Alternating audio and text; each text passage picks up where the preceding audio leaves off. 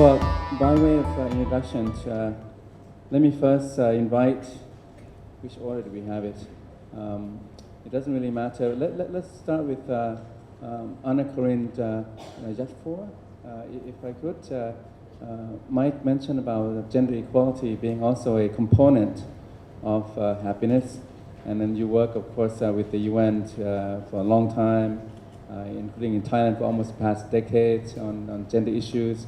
So perhaps could we start with you in reaction to Meik's presentation, and then we'll proceed from there. Thank you, and thank you so much for the organizers of the Nordic embassies here at Chulalongkorn University. It's great to be here, and there are lots of food for thought, I think, in this very interesting presentation. I think with regards to gender equality, we do have increasing evidence now to suggest that it's not only a human rights imperative to end discrimination and ensure equality between women and men, that it also brings a whole range of economic and social dividends. And if we look at global development goals, now we do see that reflected, of course, with very strong commitments to gender equality in its own right, but also understanding it as a catalyst and as an enabler to a range of other goals. So whether we're talking about access to education, ending poverty, access to healthcare, ensuring access to decent work, this won't happen unless we also address issues of gender bias and discrimination. In fact, if we look at our region here, we have some interesting data from McKinsey to suggest that if Asia-Pacific region stepped up gender equality, that would bring an additional $4.5 trillion to the regional economy. That's 12% more GDP compared to business as usual. So clearly, it is a goal which is being missed with quite significant consequences. We also look at women's leadership in politics. This is one area where the region is a bit behind the global average. So if you look at women in parliaments, for example, we have about 1 in 4 parliamentarians globally that are women. In this region, it's less than 1 in 5. But when we look again at the impact of where we have those women in parliament, we do see direct improvements in the types of policies that were just mentioned. So for example, more women in parliament translates into greater investments in health and education. We see that levels of corruption, I was intrigued to see that lower corruption is associated with greater happiness, because indeed parliaments with more women have been proven to be more transparent and less corrupt, and also to have greater collaboration across ethnic and party lines. So when you look at situations of conflicts, for example, having women's leadership also directly improves the credibility of peace processes. So this is just a nutshell of sort of what we're seeing in terms of the evidence of women's political participation. Specifically with regards to happiness, what I find quite interesting is that when you look at, and there was a recent study in the Journal of Happiness Studies that did some further analysis on the gender dimensions of happiness. And what they found was that having a higher GEM score, the GEM score is a gender equality measure, which measures equality across different aspects of life. That was associated with greater happiness, not only for women, but for men as well. And so there's that expression that, a rising tide rises all boats. So that where we had societies that had greater equality, men also reported, and this was the life satisfaction aspect, were rated as higher. And also the impact of the family life for men, including in the Nordic countries, was more important to their happiness. So if we turn then to our region, to Asia and the Pacific, to see where we are, we have seen over the last, let's say, 2-3 decades, quite impressive progress across a lot of the factors that were listed as important, particularly with regards to health and education. So with health, for example, one big way to assess that is maternal mortality, which in 1990 in our region was 178 per 100,000 live births. That has now been cut to less than 80. So meaning we have cut maternal mortality in half over the last 2 decades or so.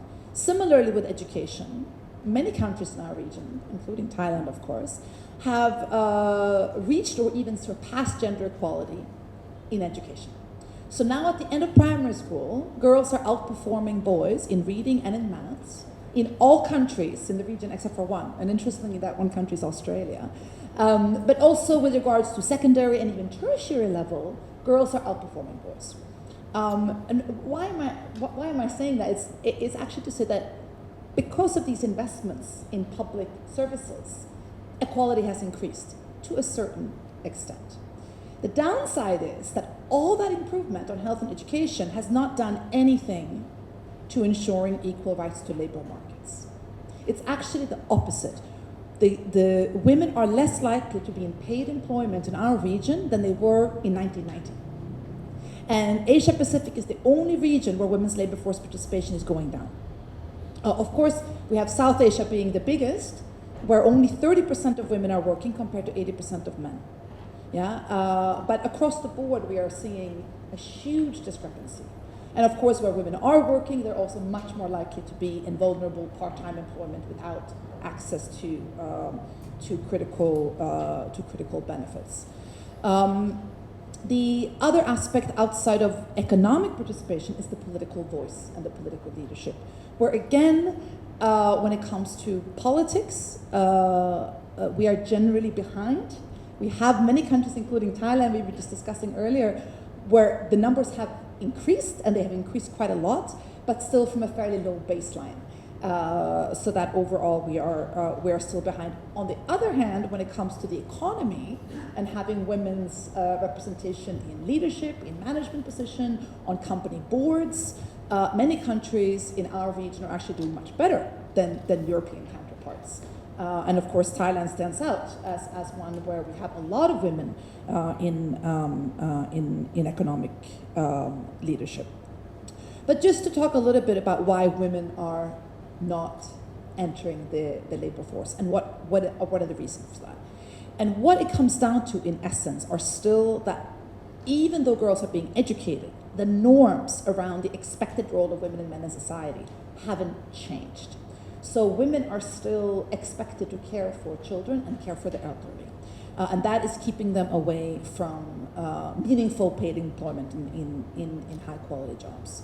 So, for instance, unpaid care work. Yeah, it's known sometimes as the motherhood penalty, because when women get married and when women have children, it has a significant negative impact on their participation in the labor market. Whereas for men, the effect is the opposite. So when men get married in our region, they're more likely to be in paid employment. In some countries in our region, women's unpaid care work is 11 times higher than men. That is in Pakistan.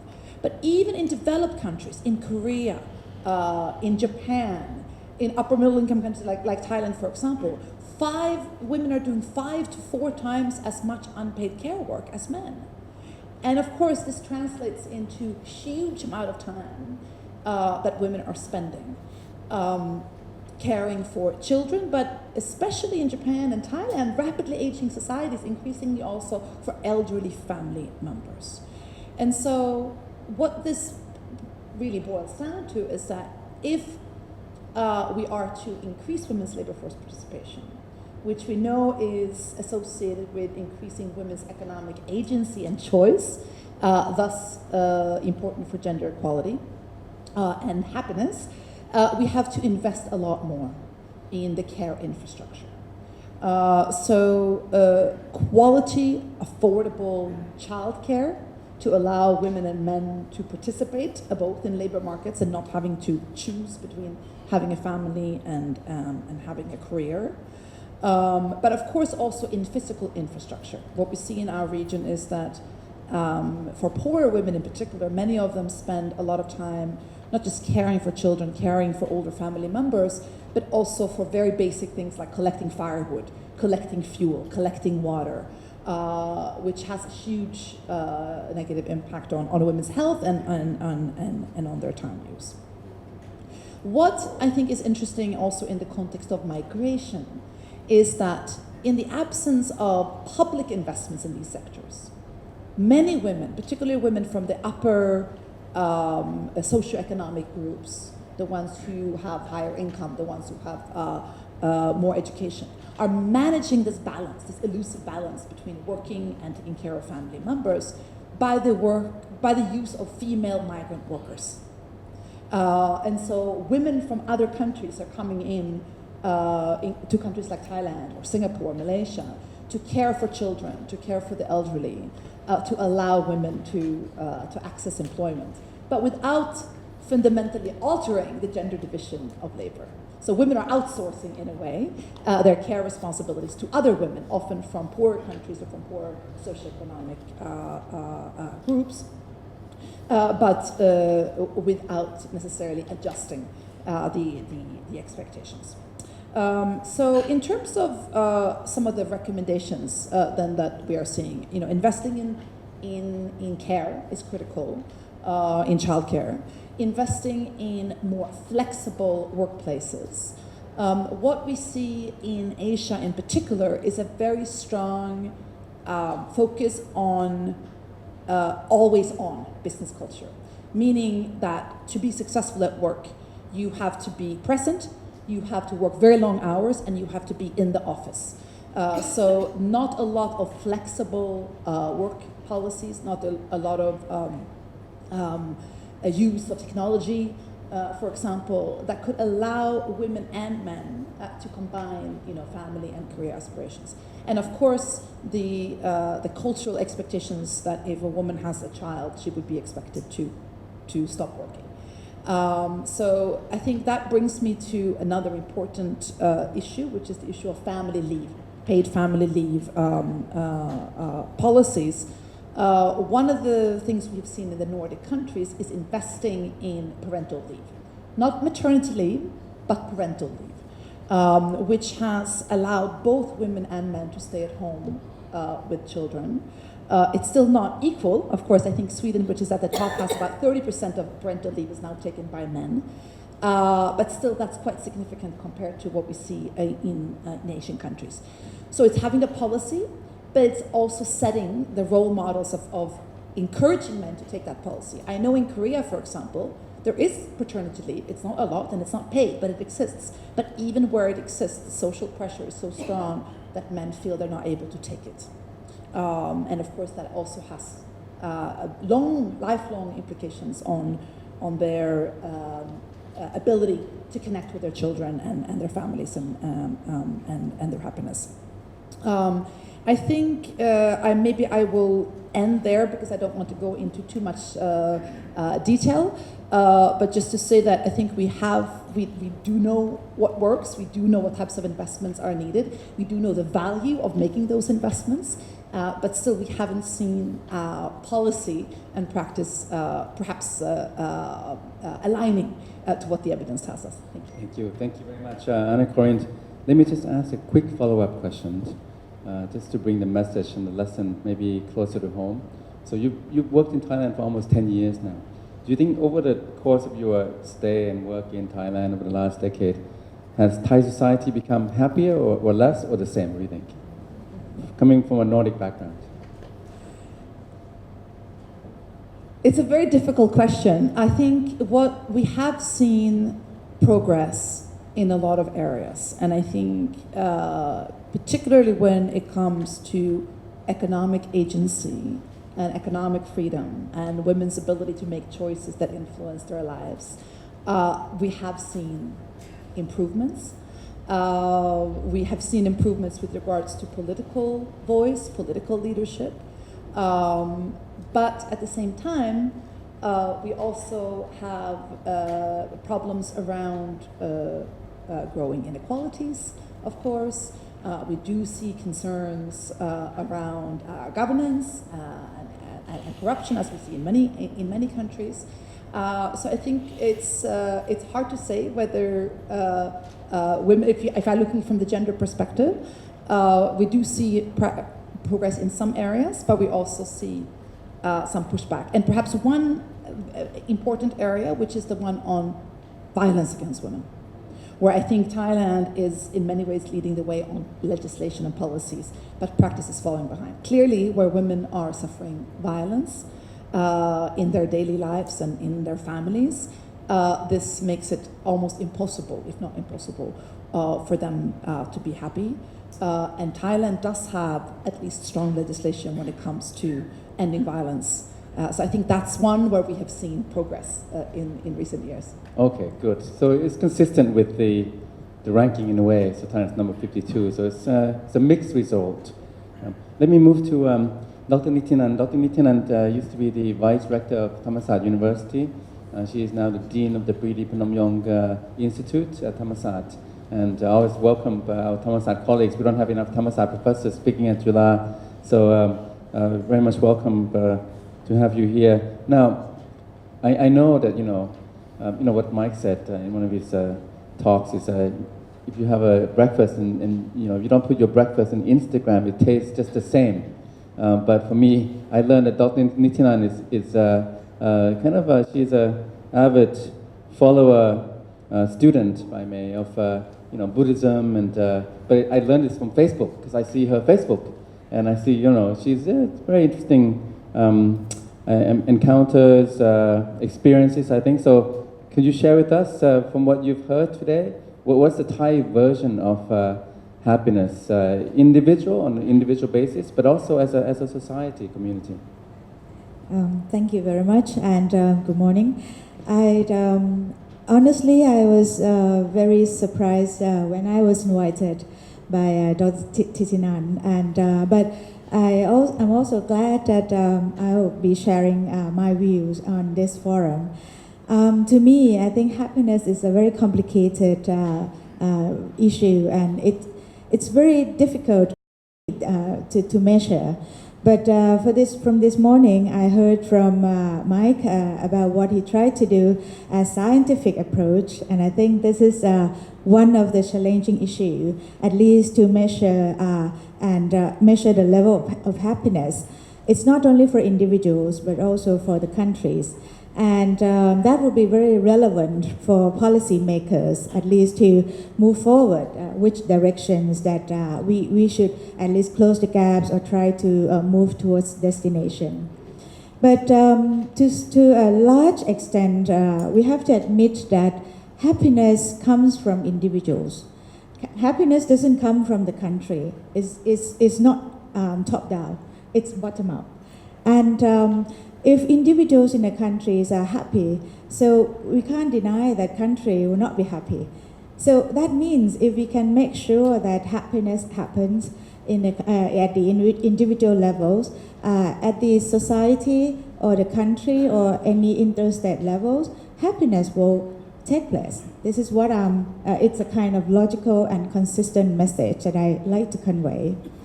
And the other point is that we have to aware that happiness itself for individual, have different measurements.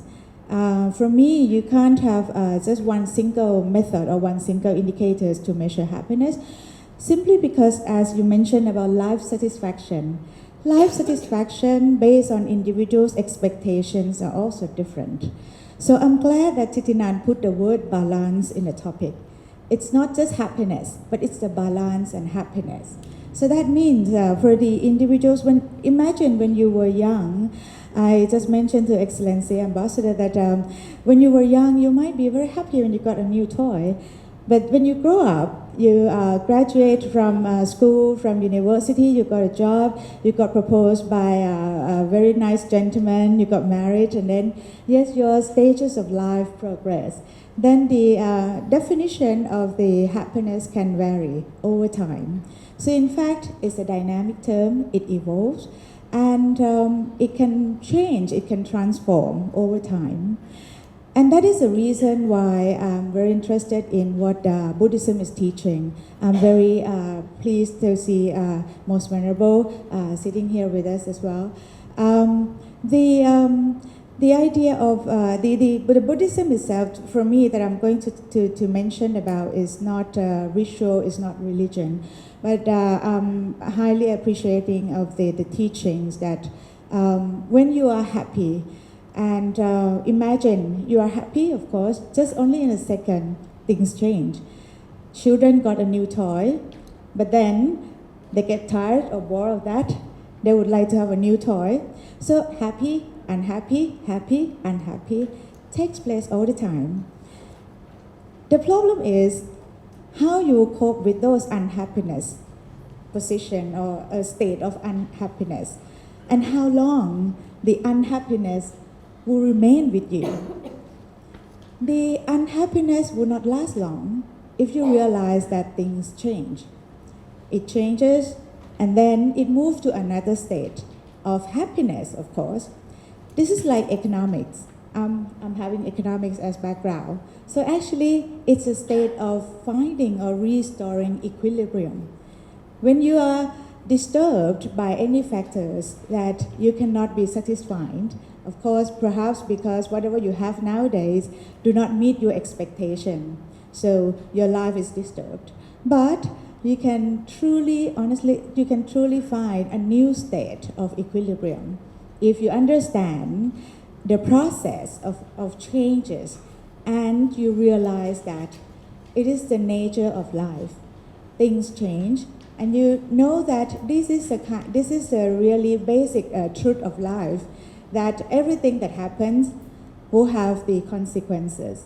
So that means that when you admire admire this truth of life, then you will realize that you finally, whenever things happen, whenever unhappiness happened, you find new state of that. So this is the first message that I learned from Buddhism, and I'd like to share with you as well. So, but the variables that might try to put in the scientific approach, I think it's a very one of the good outline for all of us.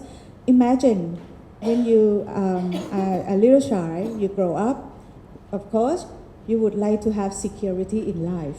You would like to have a job. You would like to have at least prosperity, as measured by GDP. Yes, that is the basic needs for life. So, economic prosperity is one economic security. Food security, health security, freedom, political security. So basically, these security are the foundation of happiness. We can't deny that.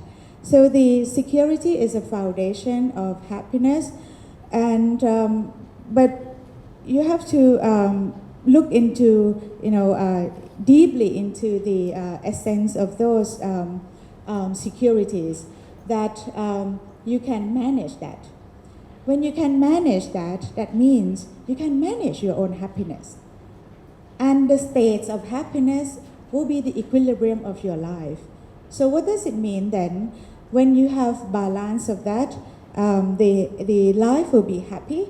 In that sense, you also think about the other side of the same coin, that once there are happiness, there could be unhappiness taking place at the same time.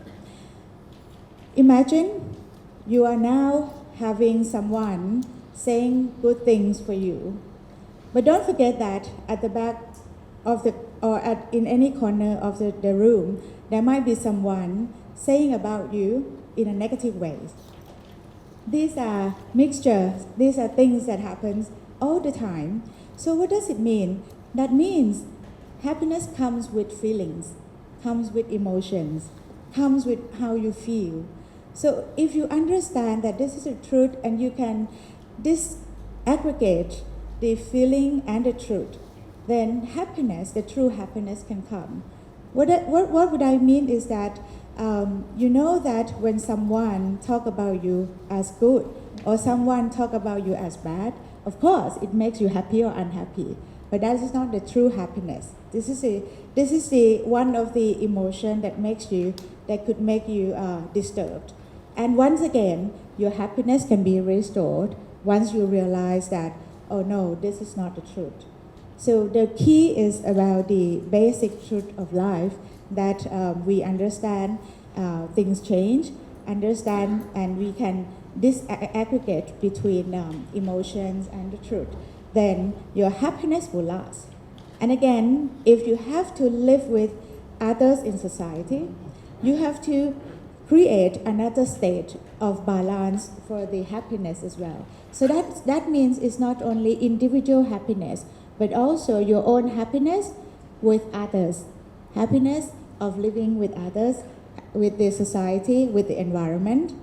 So in teachings, that I like to raise one example is that, we spread, when we are living with people who are happy, we are sitting with each other. If you are happy, you are spreading happiness to me, right?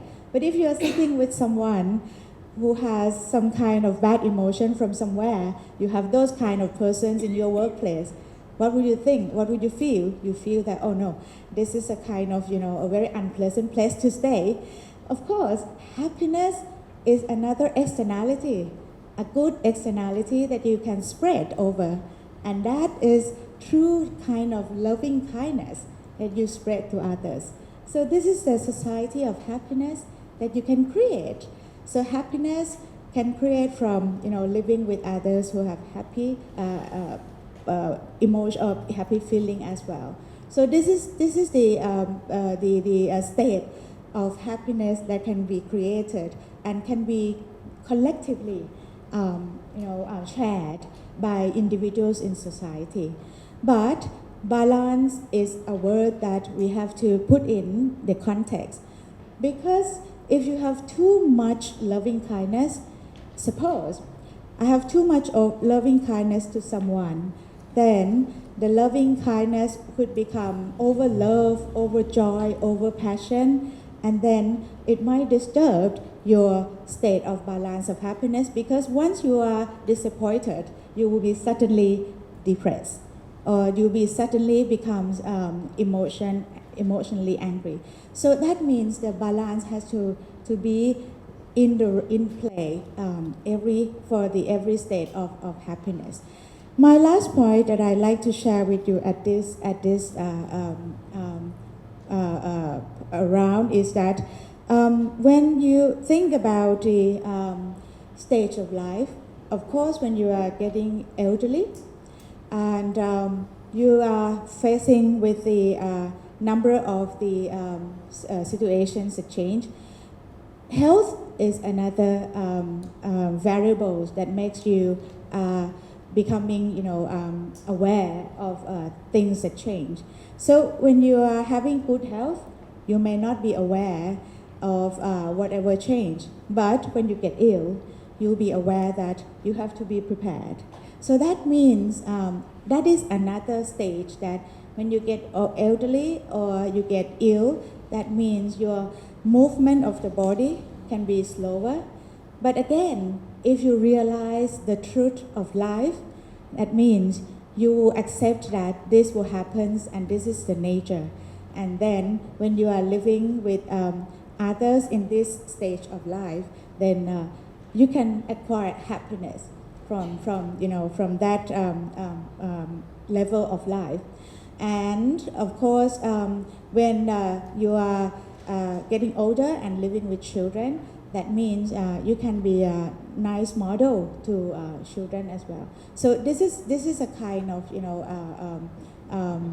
education that you can also give to the young generation by being yourself, acting on your own, and convey this message to young generation. Yes. Thank you very much. This is kind of like a applied Buddhist philosophy, right? From an economics professor.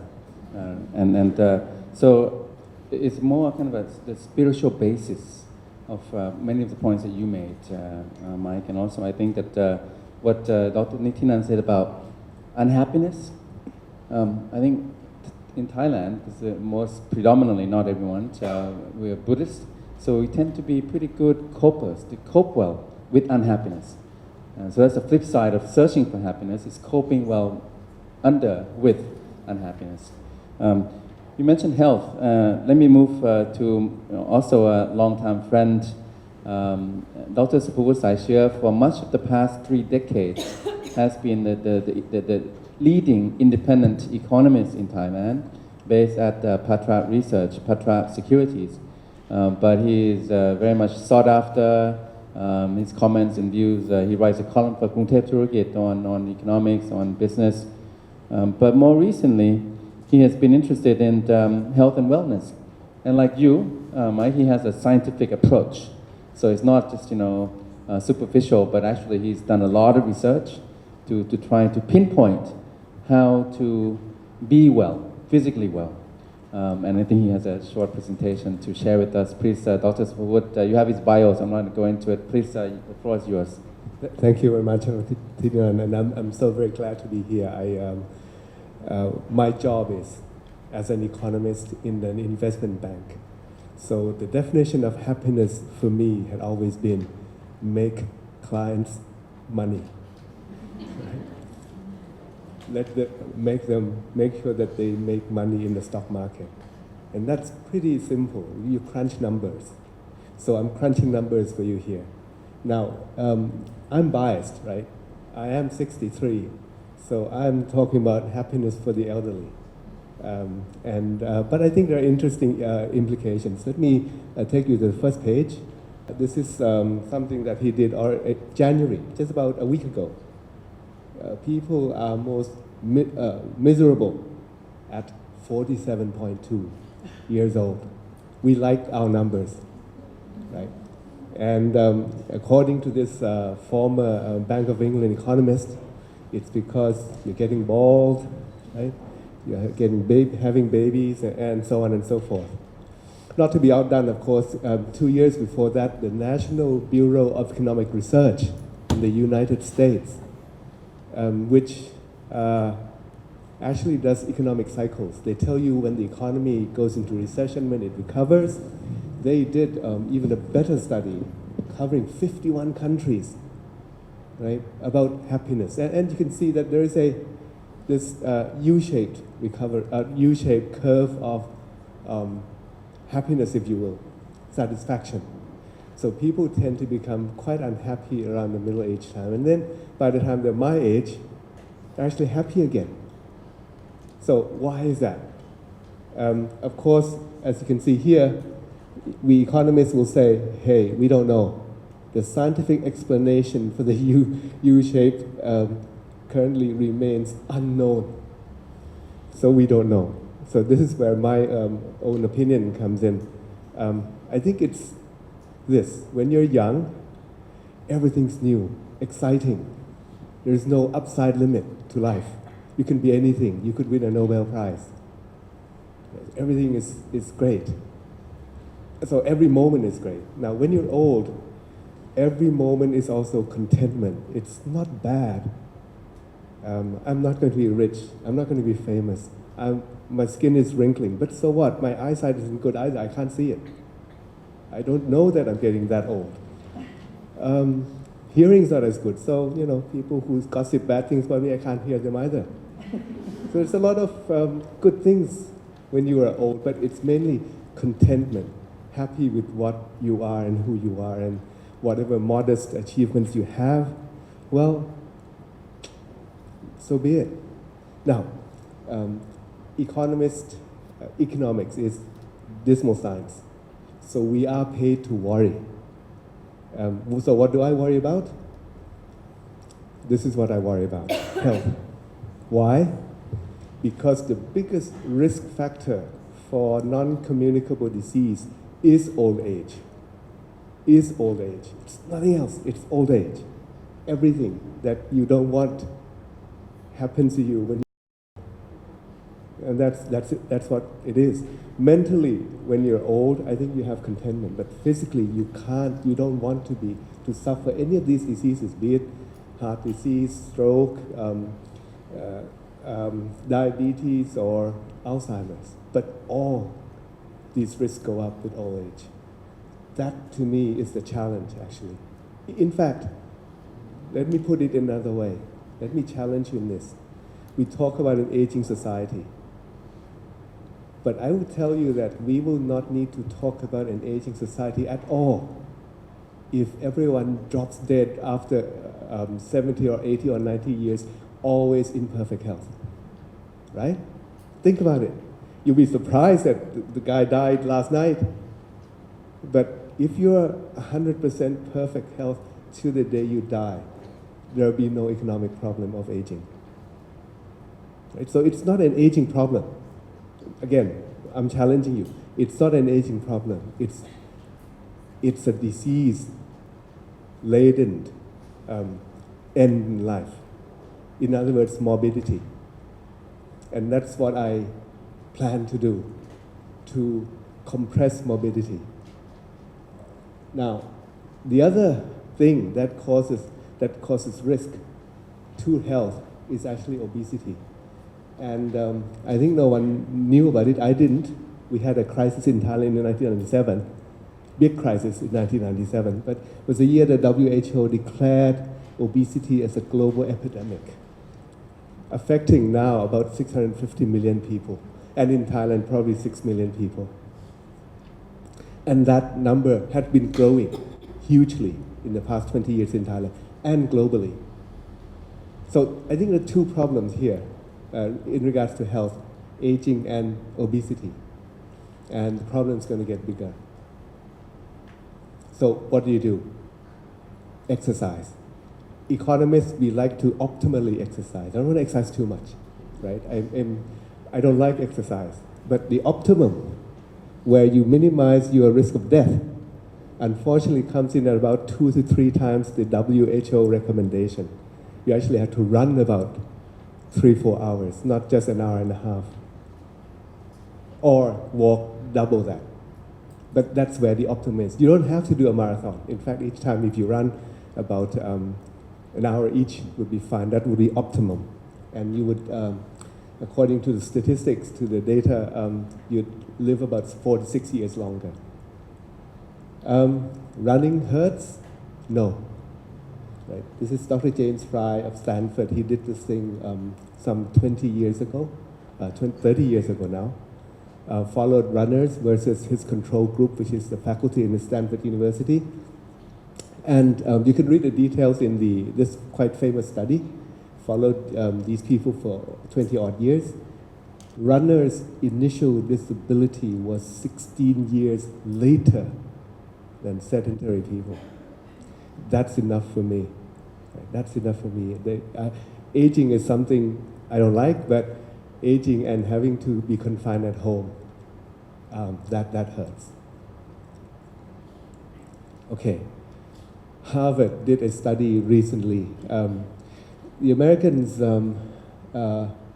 were top payers of healthcare, richest country in the world, most technologically advanced, but life expectancy is way down, the worst in developed countries. So they did a study, followed nurses and doctors' life for some 20 years too, and they said, look, the mean age of these people were 50 years old, and if you do these five things, you'd gain 12 to 14 years life expectancy. And these are simple things, right? No smoking, drink moderately, 30 minutes each of exercise a day, eat a healthy diet, and watch your weight. Now, unfortunately, they said, look, people who are able to adhere to these 5 rules, only 15% in 1998 to 92, 1988 to 92. But come 2001, 2006, only 8% can do this. Why? Because of obesity. Because they couldn't do the last one. They couldn't keep their BMI below 24.9. Actually, it's quite simple, right? Eat less. Eat less. And that's what I've been doing. Eat less and exercise more.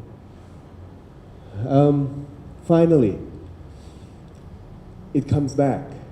Healthcare is about you taking care of yourself.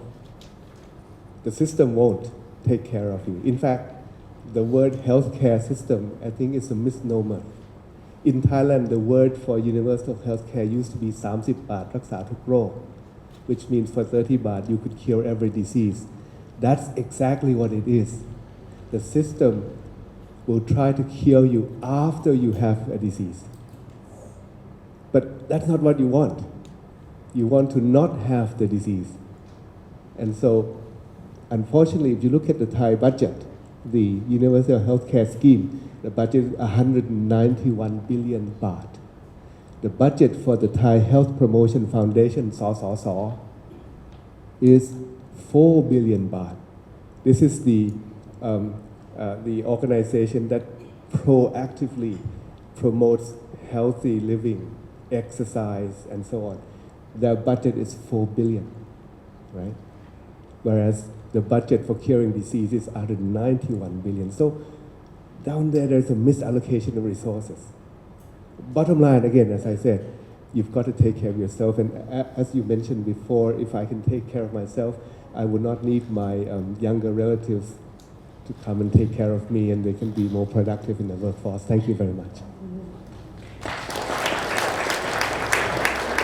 Thank you very much, Dr. Supavud. You know, a lot of people still listen to him for macroeconomic analysis and how the Thai economy is going to go, but more and more listen to him also for how to live now. And I think your point is, if we can eliminate the twilight, right? You just live and live and live and live and live, and then you just die. So there's no twilight. That would be the good way. The floor is open to questions, comments. I have a few myself. Anyone for a question, comment? My name is Pramahanapan, Venerable Napan Santipatto from Westgate. I'm Assistant Abbot of Westgate of Golden Mount Temple and also the Director of Institute of Buddhist Management for Happiness and Peace. So that's why the topic caused me attention. And may I share my opinion briefly? I agree with what Dr. Nitinant said or shared. It's valuable about their, how can I say, personal feeling or personal perception or how personal or individual deal with happiness or unhappiness. But I also want to encourage all of you because Thailand is a Buddhist majority country. However, I think this is my personal view. We fail to how can I say, implement or provide a structure that Buddha teaching can help with happiness. Because in Buddhism, happiness is not just about only individual thing, but it's also about the structure of society. That's why in the Buddha time, he approached all political power and economic power to distribute all resources to the whole society. That means the poor people can live a better life, and monks like me are change agent for happiness. In Thailand, we have more than 30,000 organizations, temples for happiness and well-being. Also, 300,000 monks who can be, change agent for happiness and well-being. But I think in the last maybe 5 decades, we failed to implement what we have, and that's why I would like to ask maybe academic institution can approach monks more. I can share that many things that kind of the social capital like Buddha teaching and also religious institution, religious leader, we can help with happiness and well-being. But like the example that Dr. Nitinant shared, when we sit near with the happy or unhappy people, they can affect us. So now, instead of religious institution like temple influence government or units or policy, they affect us. Now, even monks live, I think, unhealthier life. Me, I got everything that the Dr. Supavud said, diabetic, high blood pressure. Why? Because monks always, live their life with what people offer. So because when you want to be rich, you always offer phoi thong, thong yip, thong yot to monks, very sweet, and then all monks got all disease. And this physical disease, but also mental disease as well. So instead of we stop people from being greedy, now some of monks, they become greedy. So my point that I would like to share, we have to think about the culture that shape the way people think. We have to think about policy, culture, because the most important thing about Buddhism is about mind. The way we think shape our behavior, verbally and also bodily. So if I can help, please let me know. I'm more than happy to help. That's why I'm here, and I give up my lunch already because I want to be a part of this forum. Thank you very much. My name is Walaikanya Palasai, and I know about this from the Harvard website. So my senior colleague and I are in public health, and we're probably the only two people in public health around here. We felt a little out of place, but until Meik started talking, we were very happy. So let me start. I don't know if it's a question or it's a comment or is it, but I think it's we're begging for assistance, help. So in public health, like Ajahn Supavud was just saying, that we are in biomedicine. So we wait for something bad to happen and then we fix it. And in the last 20 years, we know that that's not the right thing to do, and we don't know how to move. So we continue to move in that wrong direction of 30 baht cure every disease. And like right now, well, I have retired. I'm probably the same age as Ajahn Supavud, maybe 1 or 2 years younger. So we're happy. In general, we're happy. We're trying to do something about public health. We're trying to change the course of public health. Not sure if it's going to happen, but in our little way of doing things. I think, first of all, I have a question to Meik, and it probably will be a technical question. Say you know that I'm in public health, and the question is happiness a means to an end? Meaning happiness can make life better, therefore healthier, or is it supposed to be a key performance index that we measure to make, is one of the things that we measure to say that people are healthy.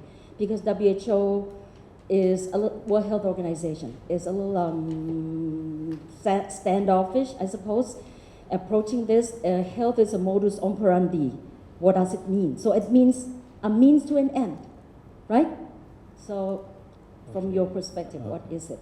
To Ajahn Nitinant, I'm very happy to hear that you're saying that you're implying, and then Ajahn Titinan was just saying that Buddhism is maybe a way of doing it. But I see Meik's approach and Ajahn Nitinant's approach is like being two very different. Ajahn Meik is saying that in order for people to be happy, wealth has to be translated into well-being. So that's top-down. And that's pretty much what I am right now. If the country is trying to kill people in many ways, or allowing rich people to kill people by releasing toxic stuff into the air, into the water, then it doesn't matter how we are Buddhists and we use the Buddhism logic and law and principles to say there's a Thai, I learned a long time ago. I'm going to say it in Thai and somebody has to translate that for me. อย่าให้สิ่งใดมากระทบให้สิ่งที่มากระทบแต่อย่าให้กระเทือน Roughly translated into something like there's always stimuli. It will come and hit you. Don't be aware of that, but don't respond to it. How do you do that? So, public health struggling between the top down and bottom up.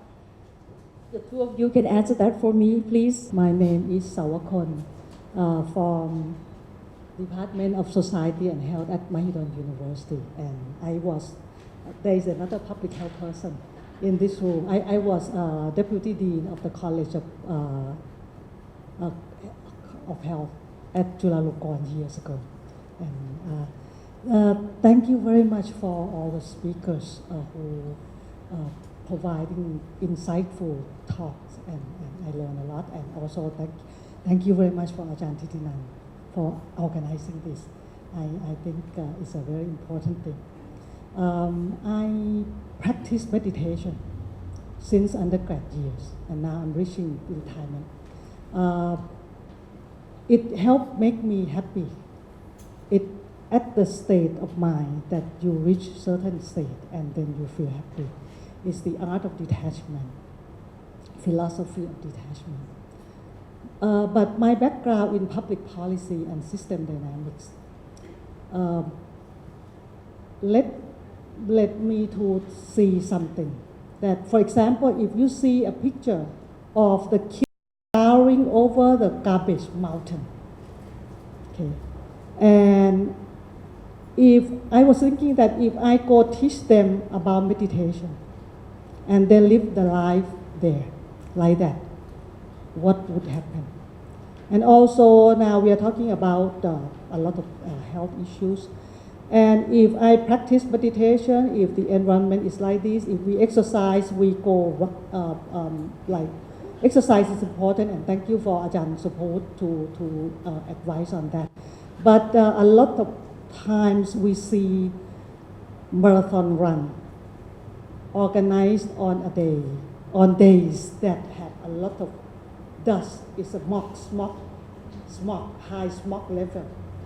I was asking myself, would that help you become healthier or less healthy? Okay, so these are the things that there are many different aspects and probably different ways or approaches to think about happiness. I would say maybe individual versus collective, or not versus, individual and collective level, internal and environment, and also coping with conditions like the individual self-practice, coping with conditions and creating the conditions, the environment for living. So these are the things that I don't think that it's either this or that, but how do we try to learn more about both and then align both to create happiness for individuals and society. So I think probably if we're talking about Buddhism, it's a big loving kindness for the society. So it's creating public policies and cultures and whatever in our environment, the conditions to help individuals live a well-being, a wellness life. So that's the first thing. I think probably these are not two sides, but actually need to be together. Number two is that we need to understand the science. By science, I mean, how do we do it? How do we do it?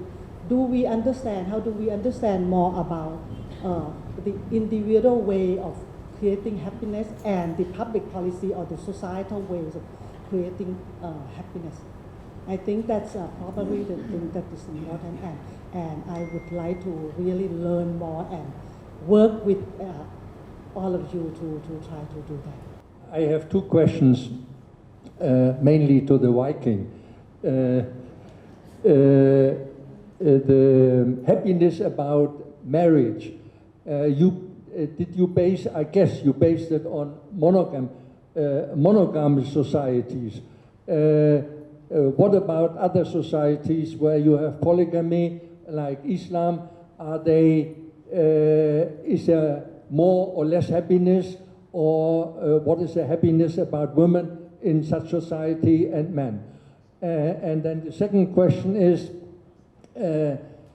did you study the basic philosophies in the world, like the philosophy of Islam, how they handle the societies, or the Confucian area in East Asia, and so on? Is there, or the Western society of individualism or something?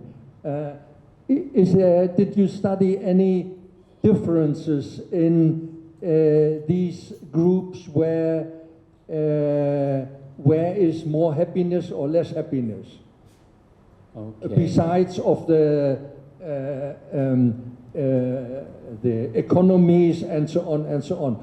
That's on a different level, the material things. But these big philosophical areas. Thank you very much. We'll take the last question or comment from Ambassador Kasit Pirom. Ambassador Kasit used to be our foreign minister of Thailand in 2008 to 2011, and he's also now a senior fellow with ISIS Thailand. Please, Ambassador Kasit. Thank you very much to all panelists and for the invitation also from ISIS and all the Nordic ambassadors. I have 3 sentences. The first one is a comment. I do agree about good health and good education.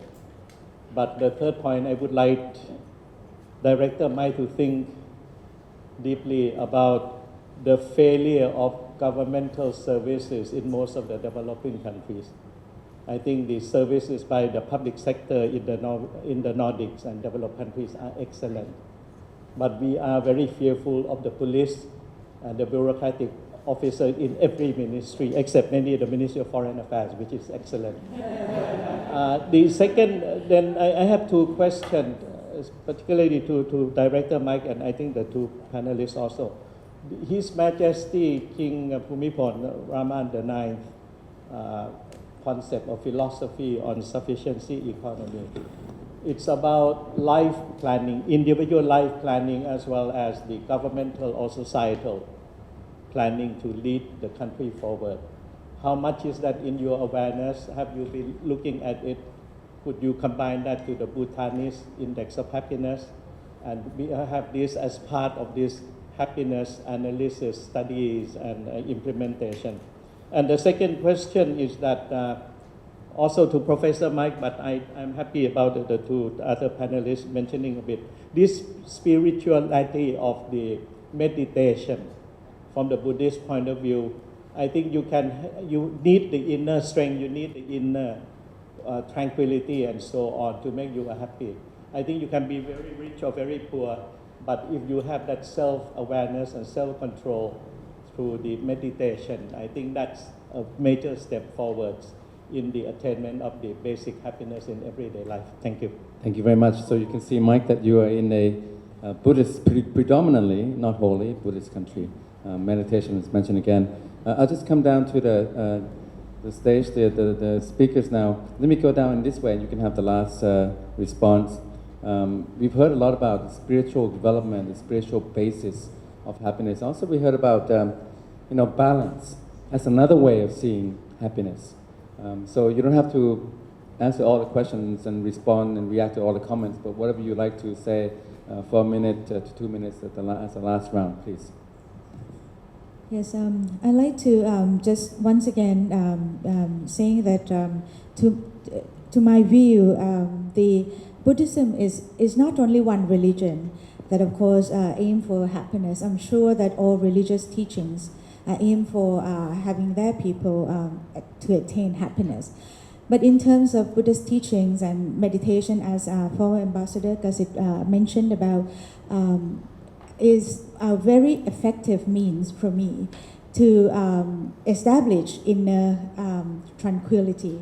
And of course, if you have such the state of tranquility from inner, that means that you will have a self-control or self-awareness, and of course have mindfulness at a sufficient level that you can contemplate on any particular conflicts or problems, which means that if you have mindfulness and you have ability to understand what the true problems are, what are the true causes of those problems, and you identify who are actors of those problems, who created such and such, and then your analysis, or you may say that it's a kind of like critical thinking, analytical thinking will be in order, which means that will allow you to think about any particular issues, or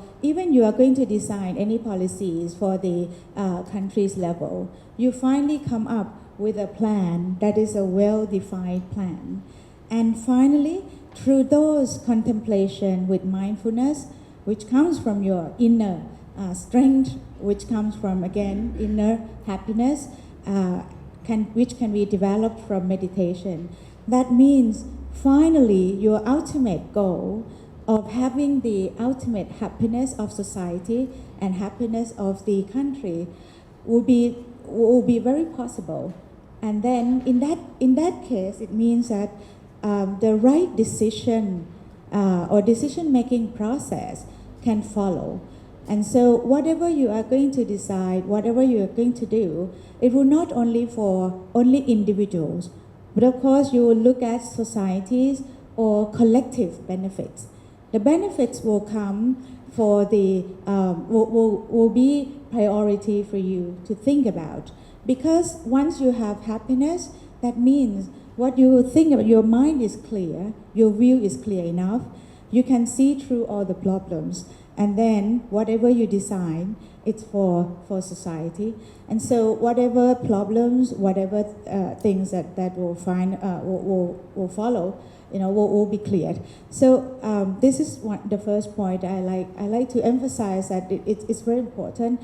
And as academia and as the academic institution, honestly, I really like to have the study of Buddhist teachings, meditation, to be in all the classes. To me, it proved to me that when I have to deal with many problems, imagine when people gossip others, to others, and if you feel that you get flowed with those kind of gossips, you can't realize what is true.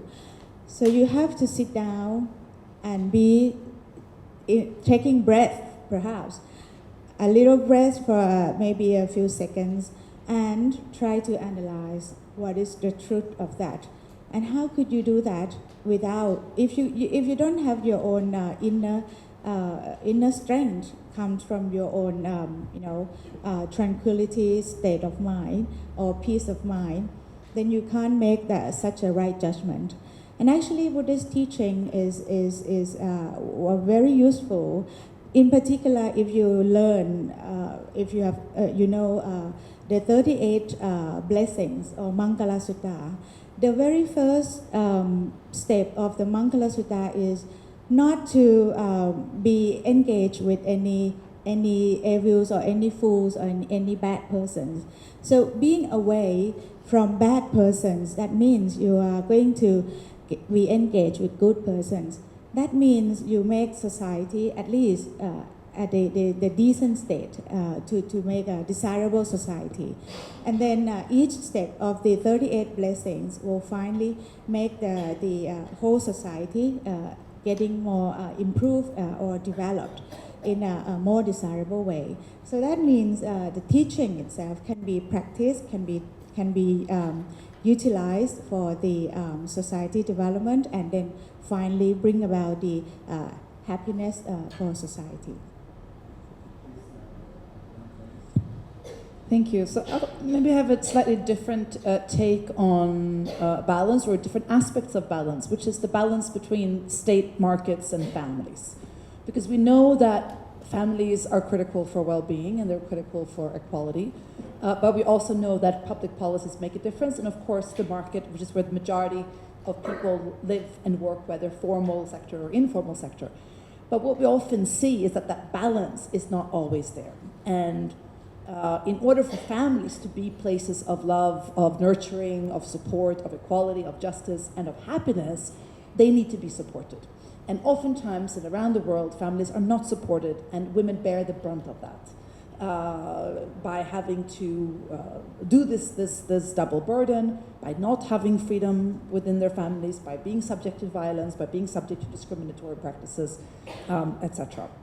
And so I think what's really interesting from Meik's presentation is how do we convert wealth into well-being?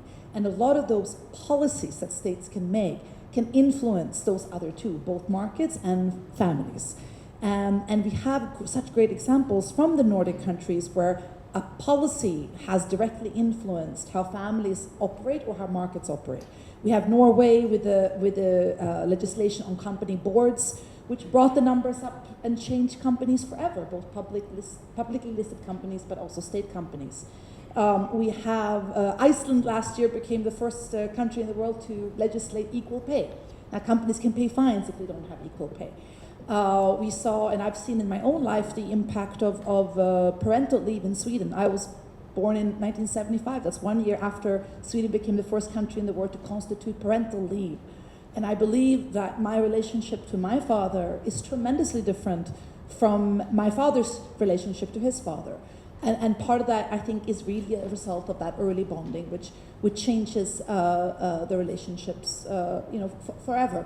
So I think what is quite critical here is that states have a role to play in influencing how both the state itself, through the provision of health services, education, social services, infrastructure, how they can support families to become more equal. Of course, we would approach that as UN Women from a gender equality perspective. But it is interesting to see that those same investments that can bring about gender equality are the very same factors that have a direct bearing on the happiness of women and men. And so I think that's my last point, that we have seen also in this region that where men become engaged as fathers and as champions for equality, they see tremendous positive impact in their own lives, in their own relationships with their spouses, with their children, with their families. So it's not something that would benefit women alone, but it can actually improve life satisfaction and happiness of both women and men. Okay, thank you very much. Dr. Supavud? I'm sorry, I'm still an economist, and the numbers don't add up for me for Thailand. If you are a Thai person today and you go and get medical service from a public hospital, you usually have to go there at about 7:30 in the morning. The doctor will see you, if you're lucky, about 11 a.m., if not later. So the public service is already, public health service is already burdened. Now, what we have is 60-year-old and up, 12 million right now. Their numbers, our numbers, my numbers will go up to 20.4 million in 20 years' time.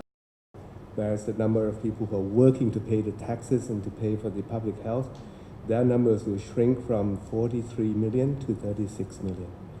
The numbers don't add up. I need to be healthy. I need people like me to be healthy.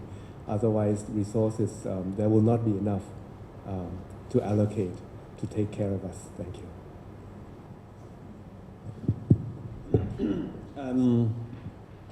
So one of the questions were on whether it's a top-down or bottom-up issue. So I think we need to look at happiness the same way we look at health. There is a genetic component for both. We're born more or less healthy, predisposed for some diseases. We're also born more or less happy. We can see that from twin studies. That said, policies matter. It is a top-down thing, the healthcare in a society, but also the policies that impact happiness also determine my happiness level, and then the choices I make on a daily basis. So your very good points about exercising, healthy diet, no smoking, and so on, that impacts how long I'm going to live. The same also for happiness. Some of the choices I make on a daily basis also impact how happy I feel. But, of course, the two impact each other. Anna-Karin's point about policies impacting how we act. So, of course, they coexist, and the policies we create also impact how I act and my behavior under those policies.